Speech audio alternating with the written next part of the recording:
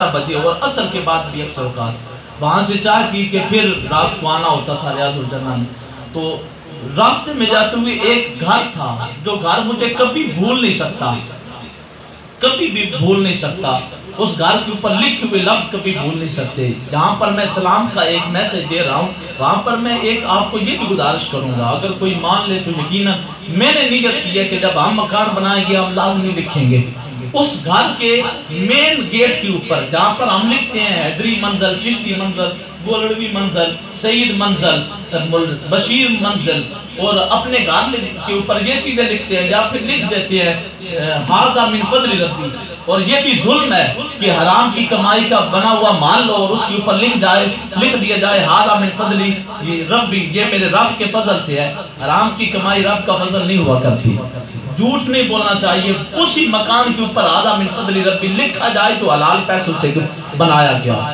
یہ تمام باتیں لکھتی ہیں.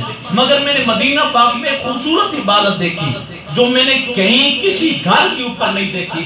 اس مین گیٹ کے اوپر والی جگہ پہ جس کو آپ محاٹ کہتے ہیں، اس جگہ پہ میں نے ایک چیز لکھی ہوئی دیکھی اور ہر روز پھر میں مزہ لے لے کے وہ پڑھتا تھا، یا داخل الدار صلی علی النبی المختار.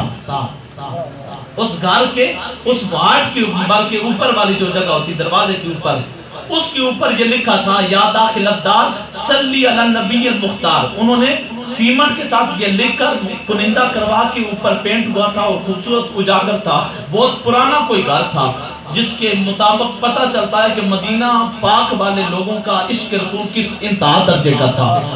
اس کا مطلب یہ بنتا ہے یا داخل الدار صلی علی النبی المختار، اے میرے گھر میں داخل ہونے والے میرے گھر میں قدم بعد میں رکھنا، میرے مصطفیٰ کی ذات پہ درود پہلے پڑھ. میرے حضور صلی اللہ علیہ وسلم کی ذات پہ درود و سلام پہلے پڑھ.